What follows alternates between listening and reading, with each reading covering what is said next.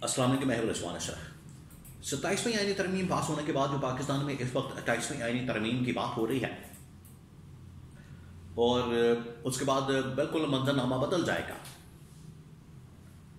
नून league और peoples party को इसकी खबर मिल चुकी है। मुख्तलिफ कॉलम के अंदर, आर्टिकल्स के अंदर, वीलॉग्स के अंदर, सोशल मीडिया के ऊपर और अब मेन स्ट्रीम मीडिया के ऊपर, टीवी चैनल्स के ऊपर अब बात की जा रही है कि 28वीं आईनी तरमीम के नतीजे में बिल्कुल एक नया सेटअप क्रिएट कर दिया जाएगा। एक नया सेटअप लाने का पूरा मंसूबा मौजूद है, जिसके अंदर ना नून लीग की जगह होगी, ना पीपल्स पार्टी की जगह होगी, बल्कि उन लोगों की जगह होगी जो डिलीवर कर सकते हैं। और निज़ाम भी वैसा बना दिया जाएगा जो डिलीवर कर सकता है, क्योंकि मौजूदा जो सेटअप है, मौजूदा जो निज़ाम है, मौजूदा जो इस वक्त लीडरशिप है नून लीग और पीपल्स पार्टी की, वो डिलीवर करने में नाकाम है। वो बिल्कुल डिलीवर नहीं कर पा रहे। फिर इनको पैगाम भी पहुंचा दिया गया है। तो पैगाम क्या दिया गया है? क्यों ये इधर उधर भाग दौड़ कर रहे हैं? कोई दुबई चला जाता है, कोई लंदन चला जाता है, कोई कहीं चले जाता है, कोई कहीं मुलाकातें कर रहा है, कोई कुछ कर रहा है, कोई कुछ कर रहा है। मामला क्या है?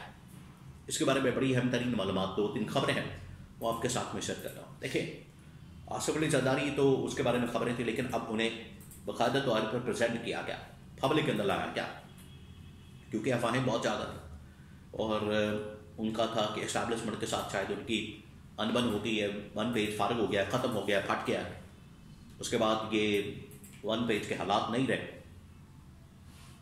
तो ये जो 1 पेज वाला मामला है ये अब नहीं रहा, जिसकी वजह से ये पैगाम भी दिया गया आसिफ अली जरदारी को, जो कि इस बात का सबूत है कि 1 पेज खत्म हो गया।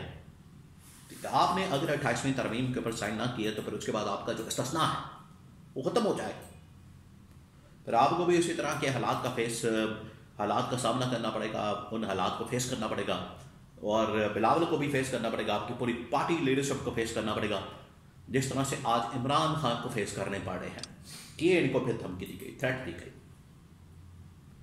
तो अब ये दिखाने के लिए, ये बताने के लिए, ये मैसेज देने के लिए कि नहीं, बिल्कुल ठीक है, सब कुछ हालात बड़े ज़बरदस्त है, इस्टेब्लिशमेंट के साथ है, ऑन बोर्ड है, मामला ठीक है, तो एक वीडियो जारी की गई है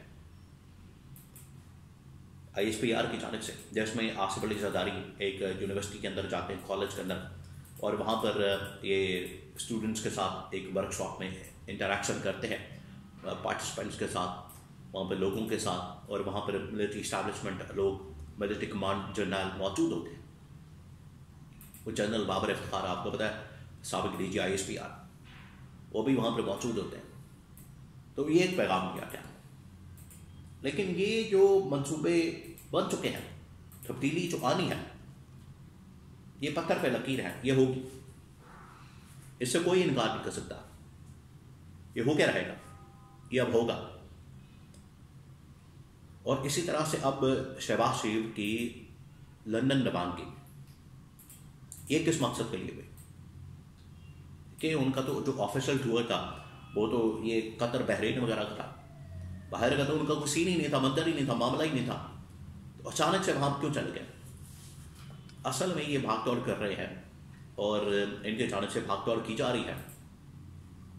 ये जो भाग दौड़ की जा रही है, इसका मकसद यही है कि अपने सर्वाइवल की खातर ना सिर्फ पार्टियों के दरमियान विदिन पार्टी, बल्कि नेशनल लेवल के ऊपर, इंटरनेशनल लेवल के ऊपर भी बहुत सारे प्लेयर्स से रब्ते करके अपने सर्वाइवल की कोशिश की जा रही है कि हमें किसी तरह से बचाया जाए, हमें किसी तरह से इस भंवर से निकाला जाए।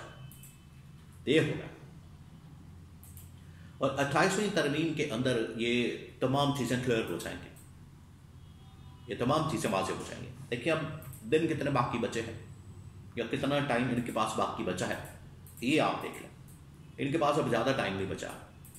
इनकी हुकूमत के पास, हुकूमत का बाकायदा काम डाउन शुरू हो चुका है, और इनके पास अब ज़्यादा वक्त नहीं है, ज़्यादा टाइम नहीं है। अगर ये समझते हैं कि इनके पास टाइम बहुत ज़्यादा है, तो ये इनकी गलत फहमी है। इनके पास ज़्यादा टाइम नहीं है,